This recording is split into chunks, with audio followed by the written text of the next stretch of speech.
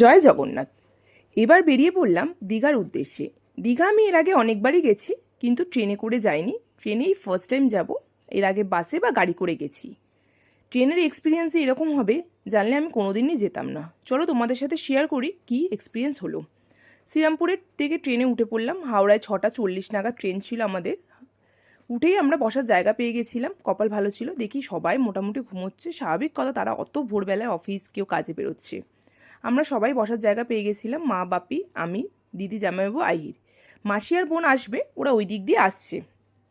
যতক্ষণে মোটামুটি হাওড়া পৌঁছাবো, দেখলাম ফোনে একটা মেসেজ এলো যে ট্রেন নাকি রিশিডিউল, মানে যেটা 6:40 ট্রেন সেটা নাকি 8টার সময় ছাড়বে।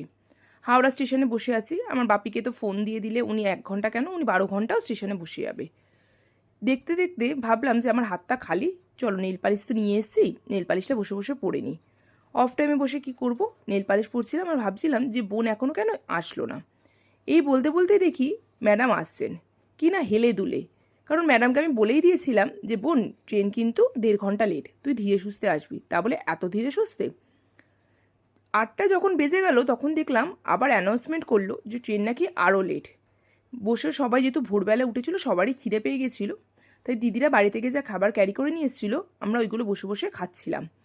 9টার কাছাকাছি হয়ে গেল, তখনও ট্রেনের কোনো নামগন্ধ নেই। অফ টাইমে বসে কি করব, এদের সাথে প্র্যাঙ্ক ভিডিও করছিলাম। এরা কিন্তু কেউই জানে না যে আমি এদের সাথে এরকম প্র্যাঙ্ক ভিডিও করছি। যখন ভিডিওটা ছাড়বো তখন এরা দেখতে পাবে যে এদের সাথে আমি প্র্যাঙ্ক ভিডিও করছি। মাঝখানে ভাবলাম আমরা বাসে করে চলে যাই, কিন্তু বাসে যাওয়ার আবার ধর্মতলা যেতে হবে। যদি বাস না পাই, যদি কিছু না হয়, এদিকে যদি ট্রেন চলে আসে, এই ভাবতে ভাবতে যেই সময় আমরা গিয়ে পৌঁছাবো সেই সময় আমরা ট্রেনে উঠলাম। ওরে বাস, ট্রেন কি তাড়াতাড়ি যাচ্ছে! এর থেকে তো মনে গরুর গাড়িও যায়। যাওয়ার কোনো মতেই ইচ্ছা নেই, আর যোগুদা মনে আমাদের টানছেও না। আমি উঠেই ঘুমিয়ে পড়েছি, কারণ আমি অনেক ভোরবেলা উঠেছি, আমার এত ভোরবেলা ওঠার অভ্যেস নেই। উঠেই ঘুমিয়ে পড়তে দিদি বলল যে আবার নাকি খাবার দেবে। লুচি, ছোলার ডাল আর মিষ্টি নিয়ে এসেছিলো, ওই খাওয়ার জন্য আমাকে ডাকছিল। ওই ঘুম চোখেই বোনকে বললাম তুই আমাকে 2 গাল খাইয়ে দে, আমি খাবো না।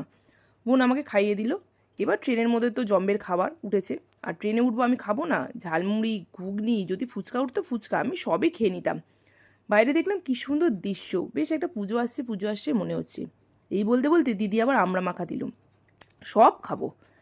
দিয়ে খেতে খেতে দেখি দীঘা স্টেশন ঢুকলো, মানে প্রায় 2:30 নাগাদ। আমি তোমাদেরকে বারবার বলছি, এখন কেউ দীঘায় ট্রেনে যেও না, তোমরা বাসে যাও, দরকার পড়লে হেঁটে যাও, কিন্তু ট্রেনে কেউ যেও না। যেই সময় আমরা মোটামুটি পুরী পৌঁছে যাব, সেই সময় আমরা গিয়ে দীঘা পৌঁছালাম। যেতে যেতে খুব টায়ার্ড হয়ে পড়েছিলাম। আমাদের যেহেতু স্টেশন আর বিচ থেকে খুব কাছেই আমাদের হোটেল।